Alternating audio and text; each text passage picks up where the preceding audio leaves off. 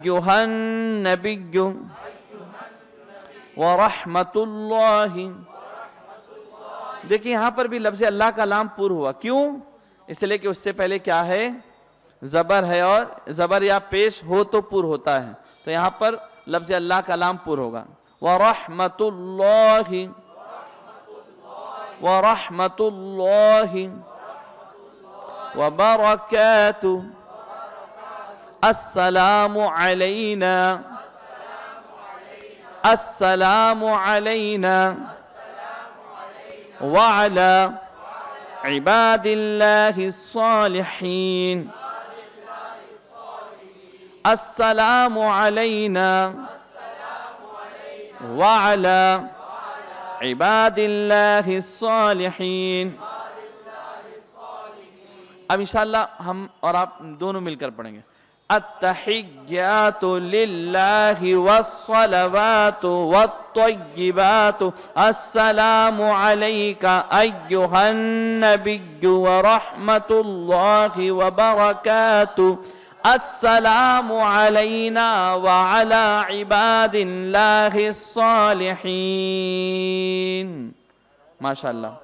اب آدھے پڑھیں گے اور آدھے سنیں گے. تو ادھر سے آدھے پڑھیں گے اور آپ لوگ سنیں، پھر دوبارہ انشاءاللہ آپ لوگ پڑھیں گے. پڑھ کر بتائیں بلند آواز سے. التحیات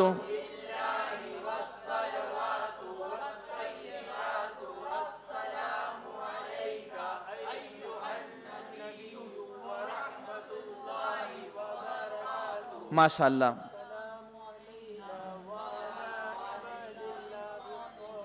سبحان اللہ سبحان اللہ. اب آپ لوگ پڑھ کر بتائیں. التحیات للہ والصلوات والطیبات. السلام ایہا النبی ورحمت اللہ وبرکاتہ. السلام علینا وعلی عباد اللہ الصالحین. تو پہلا ٹکڑا تو ماشاءاللہ آپ نے اچھے سے مشق کیا. دوسرے ٹکڑے میں کچھ کمزوری ہے تو تھوڑا سا اسے اور پڑھ لیتے ہیں. السلام علینا وعلی عباد اللہ الصالحین.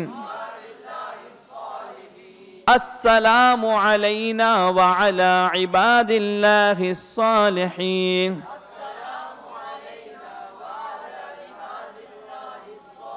اشہد ان لا الہ الا اللہ. اشہد ان لا الہ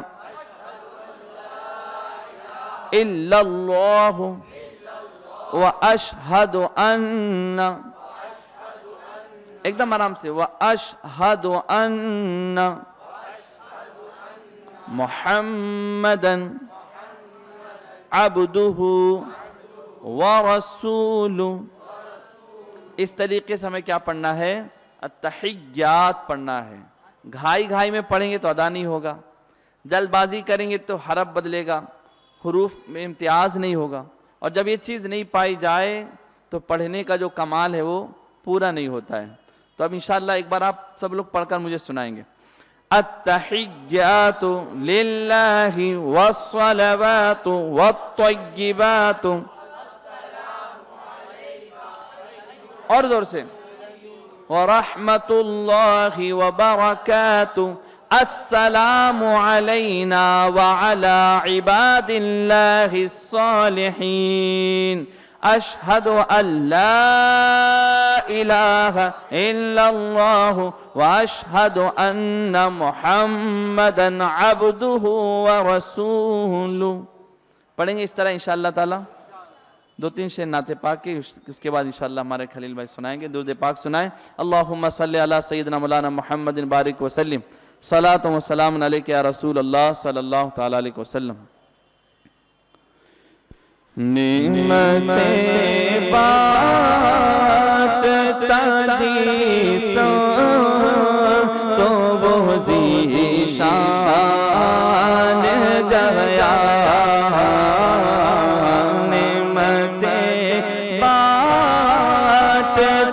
جیسا تو وہ ذیشان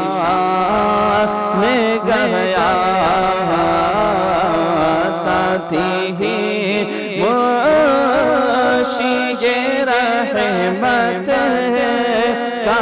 قلم دان گیا ساتھی ہی منشی رحمت کا قلم دان گیا اور انہیں جانا انہیں مانا نہ رکھا میرے کام انہیں جانا انہیں مانا نہ رکھا میرے کام للہ الحمد میں تو دنیا سے مسلمان گیا للہ الحمد میں تو دنیا سے مسلمان گیا اور دل ہے وہ جو تیری یاد سے محمود رہا دل ہے وہ دل جو تیری یاد سے محمود رہا سر ہے وہ سر مولا جو تیرے قدموں پہ قربان گیا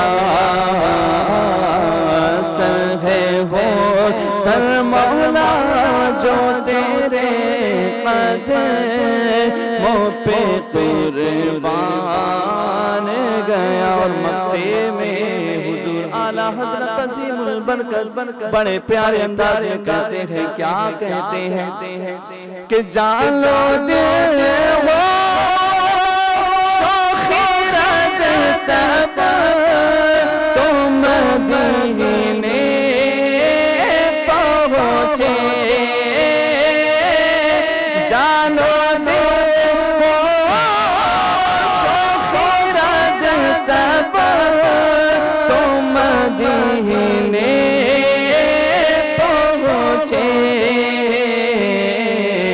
تم نہیں چلتے رضا سارا تو سامان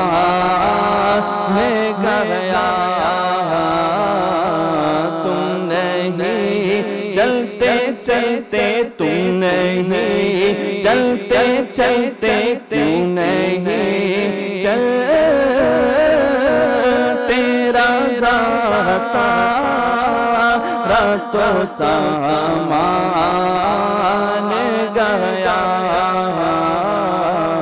نعمتیں بانٹتا جیسا تو وہ ذیشان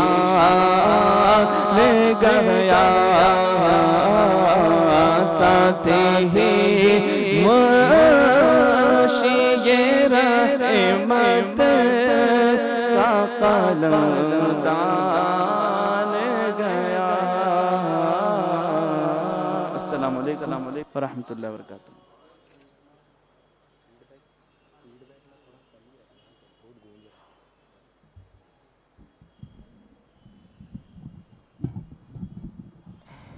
السلام علیکم ورحمۃ اللہ وبرکاتہ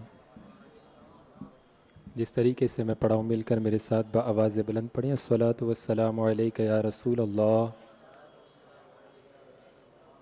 الصلاۃ والسلام علیک یا حبیب اللہ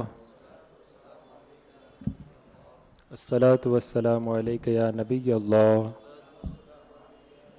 وعلی آلک واصحابک یا نور اللہ صلی اللہ تعالی علیہ وسلم صلی اللہ علیہ یا